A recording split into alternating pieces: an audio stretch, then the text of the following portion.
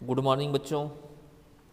आज मैं आप लोगों के लिए फिर से देखिए जो एनसीईआरटी के क्वेश्चंस हैं जो परीक्षा में आते हैं, वर्कशॉप कैलकुलेशन एंड साइंस का मॉड्यूल 5 और मॉड्यूल 6 के प्रश्न को हल कराऊंगा।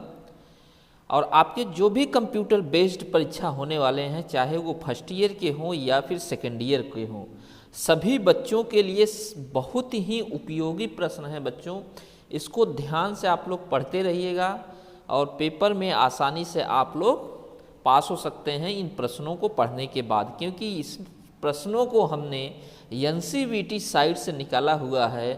तो आप लोग इन प्रश्नों को आसानी से पढ़ के पास हो सकते हैं।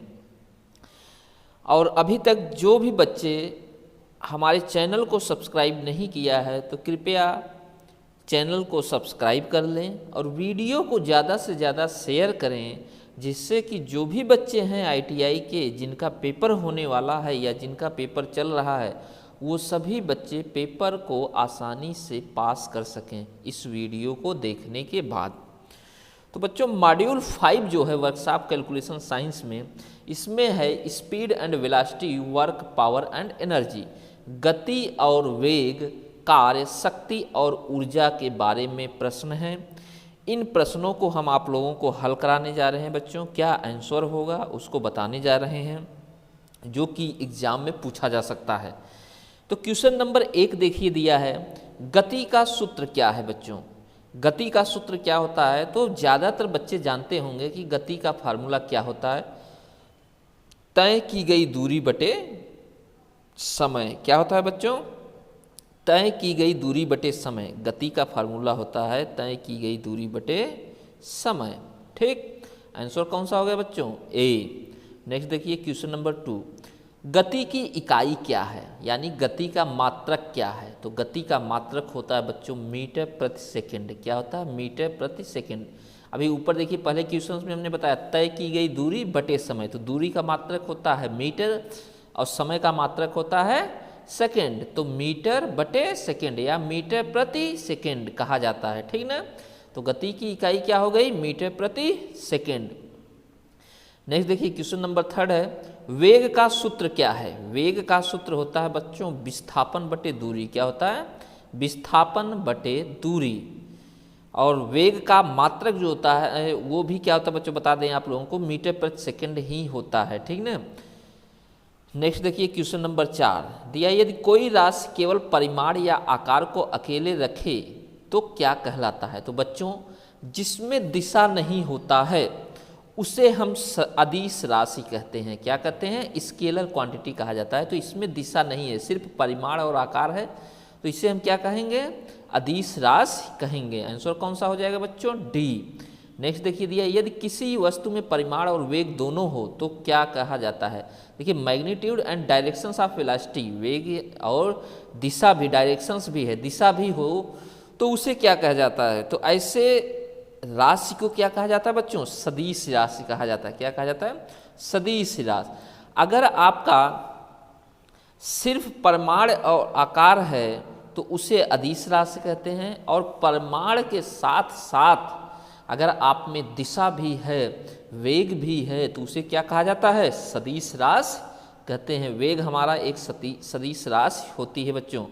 नेक्स्ट देखिए अगला क्वेश्चन दिया, किसी वस्तु में विस्थापन के परिवर्तन की दर को क्या कहा जाता है। तो विस्थापन में परिवर्तन की दर को वेलोसिटी कहा जाता है, वेग कहा जाता है। अभी ऊपर हमने बताया कि वेग का फार्मूला क्या होता है, विस्थापन बटे समय।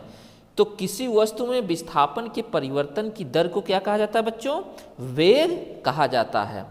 नेक्स्ट देखिए दिया है कि यदि कोई वस्तु अपने परवेश के संबंध में अपनी स्थिति को नहीं बदलता है तो उसे क्या कहा जाता है। करा बच्चों, जब कोई वस्तु है अगर वह अपनी स्थिति को बनाए रखता है, उसे चेंज नहीं करता, बदलता नहीं है, तो क्या कहलाता है, तो वो कहलाता है वस्तु का विराम में होना। यानी वस्तु जो है वो विराम अवस्था में है, विरामावस्था में है, वस्तु का विराम में होना। नेक्स्ट देखिए दे रहा है कि यदि कोई वस्तु अपने परवेश के संबंध में अपनी स्थिति को बदलता है तो उसे क्या कहा जाता है। ठीक है, अगर कोई वस्तु है वह जहाँ पे रखा हुआ है जो उसकी स्थिति है वो बदल देता है तो उसे कहा जाता है, क्या कहा जाता है, वस्तु का गति में होना, वस्तु का गति में होना कहा जाता है। आंसर कौन सा होगा बच्चों, बी। कौन सा होगा, बी। नेक्स्ट देखिए क्वेश्चन नंबर, या किसी वस्तु के त्वरण की इकाई क्या है। तो त्वरण की इकाई होता है बच्चों मीटर पर सेकेंड स्क्वायर। क्या होता है, मीटर पर सेकेंड स्क्वायर। आंसर कौन सा हो गया, बी। कौन सा आंसर बच्चों, बी। में अगला क्वेश्चन देखिए दिया है, एक कार का त्वरण क्या होता है यदि कार की गति 1 मिनट में 25 किमी प्रति घंटा से बढ़कर 40 किमी प्रति घंटा हो जाती है। तो बच्चों हम जब थ्योरी की क्लास पढ़ाएंगे तो आप लोगों को हर सवाल इस तरह के हल कराएंगे, लेकिन परीक्षा के लिए अभी आप लोग तैयारी कर रहे हैं तो इस तरह के जो क्वेश्चंस आएंगे हम डायरेक्ट आंसर अभी बता दे रहे हैं। इसका आंसर जो होगा वो होगा सी। क्या होगा बच्चों, 0.069 मीटर पर सेकेंड स्क्वायर। क्या होगा, 0.069 मीटर पर सेकेंड स्क्वायर। नेक्स्ट देखिए बच्चों 11 नंबर क्वेश्चन, यह 50 किमी प्रति घंटा के वेग से चलने वाली कार को 45 सेकंड में विराम में लाया जाता है तो उसका मंदन क्या होगा। यानी जो गाड़ी की मंदन है, रेशियो है स्पीड कम होने की, वो कितना होगा बच्चों। तो इसका आंसर आपका 11 का आंसर कौन सा है, 0.30 मीटर पर सेकेंड स्क्वायर। इन तरह के क्वेश्चंस को हम आप लोगों को थ्योरी की क्लास में बताएंगे बच्चों, थ्योरी के वीडियो जो देखेंगे। लेकिन अभी परीक्षा के लिए सभी बच्चे ये इस तरह के प्रश्नों को देखें, इस तरह के प्रश्नों को आसानी से हल करें, ठीक ना। नेक्स्ट देखिए अगला क्वेश्चन नंबर 12 है कि एक इकाई में किया गया कार्य क्या होता है। तो बच्चों एक इकाई में किया गया कार्य होता है शक्ति। क्या होता है, शक्ति कहते हैं इसे। 12 नंबर का कौन सा होगा बच्चों, बी। शक्ति कहा जाता है, एक इकाई में किया गया कार्य क्या कहलाता है, शक्ति कहलाता है, ठीक ना। नेक्स्ट देखिए आप लोग अगला क्वेश्चन दिया है, किसी वस्तु की कार्य करने की क्षमता को कहते हैं। किसी वस्तु की कार्य करने की क्षमता को क्या कहा जाता है, ऊर्जा कहते हैं बच्चों। क्या कहा जाता है, ऊर्जा, ए। अगला क्वेश्चन देखिए क्वेश्चन नंबर 14 क्या कह रहा है, कह रहा किसी वस्तु की कार्य करने की क्षमता को क्या कहते हैं। तो बच्चों फिर वही चीज़ है, आंसर कौन सा होगा, बी हो जाएगा। इसे क्या कहते हैं, ऊर्जा कहते हैं, ठीक ना। किसी वस्तु के कार्य करने की क्षमता को क्या कहा जाता है, ऊर्जा कहा जाता है। सॉरी बच्चों 13 नंबर में है, किसी वस्तु की कार्य करने की क्षमता को ऊर्जा कहते हैं। फिर देखिए 14 नंबर क्वेश्चन करा, किसी वस्तु की कार्य करने की क्षमता को क्या कहते हैं। ये गलत हो गया बच्चों, यहाँ पे मिस्टेक होना। इंग्लिश का क्वेश्चन देखिए आप लोग, क्या है कि what is the ratio of power output to power input. यानी आपका जो शक्ति है, शक्ति आउटपुट और शक्ति इनपुट का अनुपात क्या होता है। प्रश्न ये है बच्चों, शक्ति आउटपुट और हिंदी में गलत टाइप हो गया है। इसका आंसर देखिए इंग्लिश के क्वेश्चन देख लीजिएगा कि कह रहा है कि शक्ति आउटपुट यानी शक्ति आउटपुट और शक्ति इनपुट का अनुपात क्या होता है। तो इसे दक्षता कहते हैं बच्चों। क्या कहते हैं, इफिशियंसी कहा जाता है, दक्षता कहा जाता है। क्वेश्चन नंबर 15 देखिए दिया है, यदि 1 न्यूटन का बल किसी वस्तु पर कार्य करता है, उसे 1 मीटर की दूरी तक चलाई या खिसकाते हैं तो क्या होता है। तो बच्चों 1 न्यूटन मीटर जो कहलाता है वो क्या कहलाता है, 1 जूल कहलाता है। क्या कहलाता है बच्चों, 1 जूल कहलाता है, ठीक। तो आंसर ए। नेक्स्ट देखिए क्वेश्चन नंबर 16 नंबर क्या कह रहा है, 1 जूल में कितने अर्घ होते हैं। 1 जूल में कितने अर्घ होते हैं। तो बच्चों 1 जूल में 10 के घाते 7 अर्घ होते हैं, ठीक। क्वेश्चन नंबर 16 का क्या है, सी, 10 के घाते 7 अर्घ होते हैं। डी, क्वेश्चन नंबर डी देखिए, ये 1 किग्रा में कितने न्यूटन होते हैं। तो 1 किग्रा में 9.81 न्यूटन्स होते हैं। ये ज़्यादातर बच्चों को पता होगा, 1 किग्रा में 9.81 न्यूटन्स होते हैं। फिर दिया मेट्रिक प्रणाली में 1 हार्स पावर में कितने वाट्स होते हैं। तो बच्चों मेट्रिक प्रणाली में 1 हार्स पावर में होते हैं 735.5 वाट्स के। कितने होते हैं? 735.5 वाट्स के। और ब्रिटिश प्रणाली में 1 हार्स पावर 746 वाट के होता है। ध्यान से समझ लीजिएगा बच्चों, मेट्रिक प्रणाली में 1 हार्स पावर बराबर 735.5 वाट्स होता है, जबकि ब्रिटिश प्रणाली में 1 हार्स पावर बराबर 746 वाट्स के होता है। अगला क्वेश्चन देखिए, क्वेश्चन नंबर 20 दिया है, 1 घंटे में कितना कार्य होता है यदि एक पंप 1 मिनट में 200 मीटर ऊंचाई तक 100 लीटर पानी उठा सकता है। ठीक ना, तो 1 घंटे में कार्य पूछा है, तो आंसर कौन सा होगा बच्चों? 12 × 10 के घाते 5 kg प्रति मीटर। कौन सा आंसर होगा? बी, 12 × 10 के घाते 5 kg प्रति मीटर। बच्चों इस तरह के सवाल हम आप लोगों को थ्योरी के क्लासेस में हल कराएंगे। पहले आप लोग इस प्रश्नों को देखते जाइए, क्योंकि ये पेपर में ज़रूर से ज़रूर आने वाले प्रश्न हैं बच्चों। अगला क्वेश्चन देखिए, दिया हुआ कि यदि किसी 15.5 किग्रा के भार को 4.4 मीटर ऊंचाई तक उठाया जाता है तो जूल में कितना कार्य होता है? तो बच्चों 21 का आंसर आपका कौन सा होगा? 669 जूल्स। कितना होगा? 669 जूल्स, आंसर डी। नेक्स्ट देखिए, क्वेश्चन नंबर आपका 22 दिया है, एक 5 ग्राम द्रव्यमान की बुलेट 500 मीटर पर सेकंड की गति से चलती है तो गतिज ऊर्जा क्या होगी? इसमें गतिज ऊर्जा फाइंड करना है बच्चों, तो इसका आंसर कौन सा होगा? 625 जूल्स। क्या होगा? 625 जूल्स। नेक्स्ट देखिए, क्वेश्चन नंबर आप अगला मॉड्यूल देखिए, मॉड्यूल 6 है। इसमें किसके बारे में बताया जाएगा आप लोगों को? Heat and temperature and pressure, ऊष्मा और तापमान और दबाव के बारे में इस मॉड्यूल में के क्वेश्चंस को हल कराने जा रहे हैं बच्चों। तो देखिए इसमें कौन कौन से क्वेश्चंस हैं, क्या क्या हैं। पहला क्वेश्चन इसमें देखिए दिया है, तापमान को क्या संदर्भित करता है? यानी कौन इसमें तापमान को दर्शा रहा है, बता रहा है, तापमान के बारे में क्या संदर्भ है? तो यह ऊष्मा की अवस्था बताती, तापमान जो होती है वो क्या बताती बच्चों? ऊष्मा की अवस्था बताती। तो आंसर कौन सा होगा? बी। कौन सा होगा बच्चों? बी। नेक्स्ट देखिए दिया है कि ऊष्मा की एसआई इकाई क्या होती है? तो ऊष्मा की इकाई होती है बच्चों जूल। क्या होती है? एसआई इकाई क्या होती है? जूल होती है। ठीक ना। नेक्स्ट देखिए, ऊष्मा को मापने के लिए उपकरण का उपयोग किया जाता है। ऊष्मा को मापने के लिए किस उपकरण का उपयोग होता है बच्चों? ऊष्मा को मापने के लिए किस उपकरण का उपयोग किया जाता है? कैलोरी मीटर का। कौन सा उपयोग किया जाता है बच्चों? कैलोरी मीटर का। ठीक ना। नेक्स्ट देखिए क्वेश्चन नंबर 4। क्वेश्चन नंबर 4 देखिए दिया, 1 ग्राम पानी का 1 डिग्री सेल्सियस तापमान बढ़ाने के लिए आवश्यक ऊष्मा की मात्रा को क्या कहते हैं? ठीक ना। अगर 1 ग्राम पानी है और 1 डिग्री सेल्सियस तापमान आपको बढ़ाने के लिए आवश्यक ऊष्मा की मात्रा को क्या कहेंगे? ठीक ना। तो इसे कहा जाता है बच्चों कैलोरी। क्या कहते हैं? कैलोरी। तो चौथे का कौन सा आंसर होगा बच्चों? बी। ठीक ना। नेक्स्ट देखिए अगला क्वेश्चन 5वां दिया, पानी की विशिष्ट ऊष्मा का मान क्या होता है? तो पानी की विशिष्ट ऊष्मा का मान क्या होता है बच्चों? 1। क्या होता है? 1। आंसर कौन सा हो जाएगा? 1 होगा। ठीक। नेक्स्ट देखिए क्वेश्चन नंबर 6 दिया, किस प्रकार की ऊष्मा को उसकी भौतिक अवस्था में बदले बिना किसी पदार्थ द्वारा अवशोषित किया जाता है?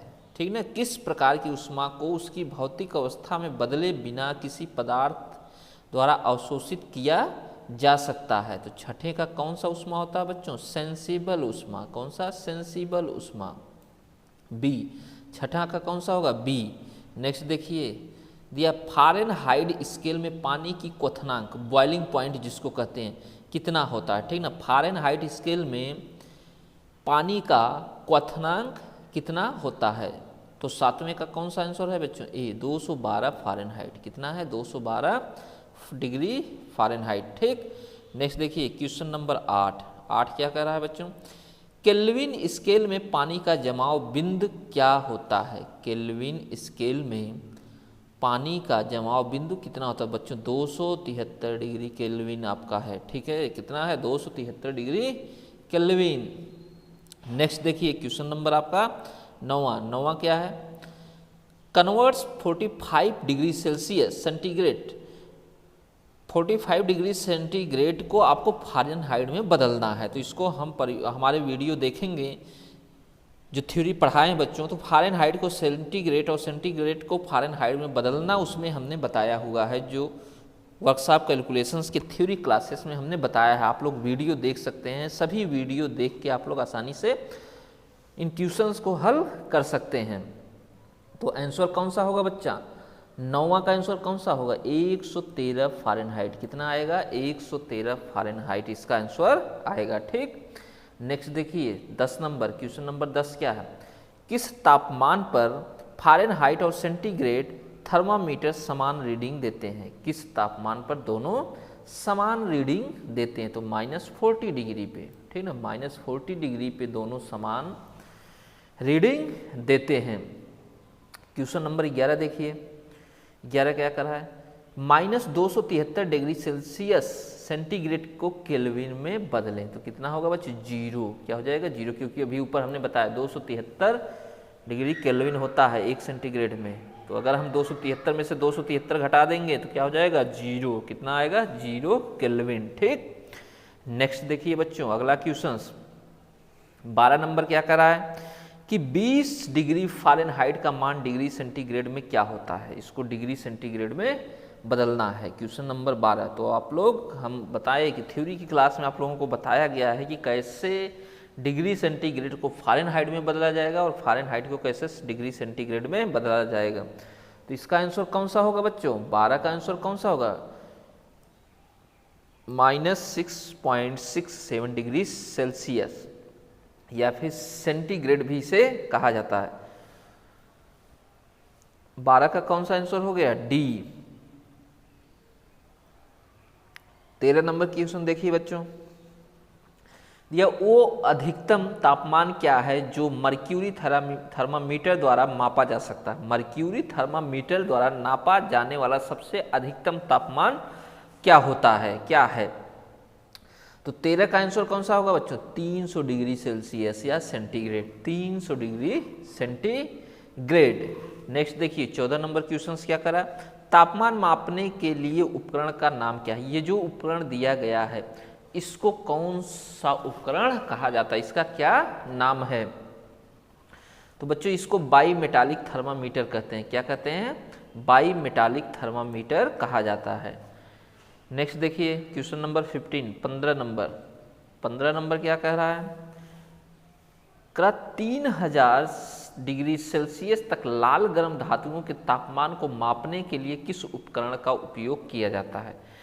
क्या है बच्चों कि 3000 डिग्री सेल्सियस तक का जो लाल गर्म धातुओं होती हैं का उनके तापमान को मापने के लिए किस उपकरण का उपयोग किया जाता है? क्वेश्चन नंबर 15 का कौन सा आंसर होगा बच्चों? ए, रेडिएशन पायरोमीटर का क्या प्रयोग किया जाता है?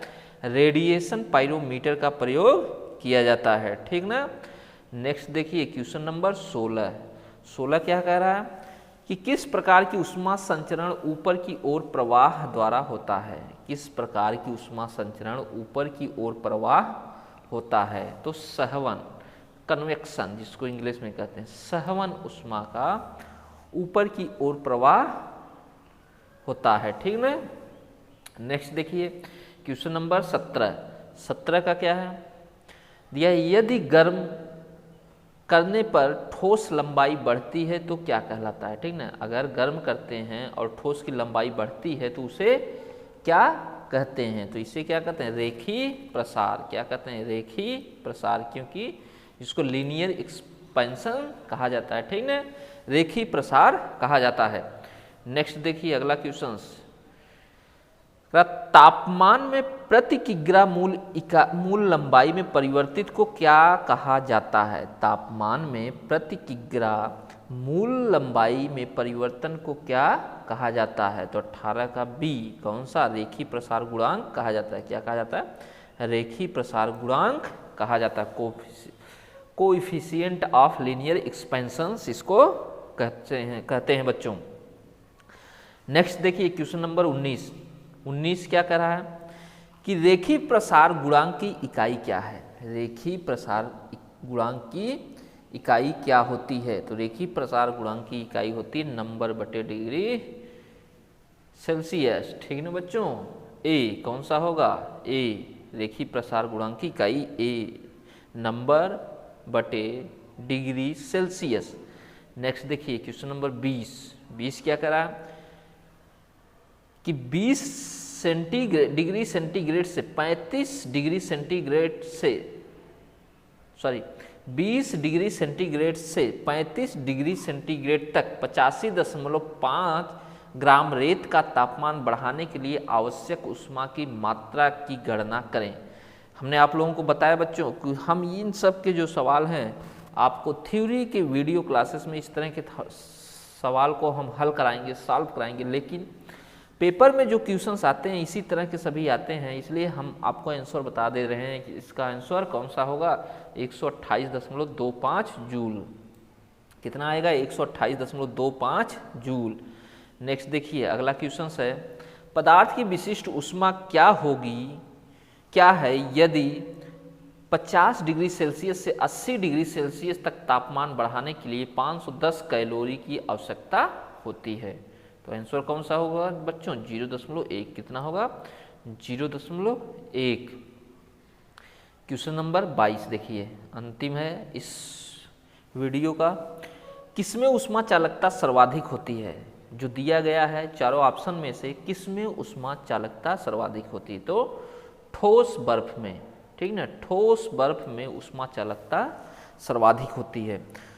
तो बच्चों आज के इस वीडियो में बस इतना ही, और जो भी बच्चे हमारे पिछले वीडियो को नहीं देखे हैं, हम उस वीडियो का जो लिंक है उसको अपने इस वीडियो के डिस्क्रिप्शन लिंक में रख दिए हैं। आप लोग वहाँ से पिछले जो वीडियो हैं उनको देख सकते हैं और अपने परीक्षा की तैयारी कर सकते हैं।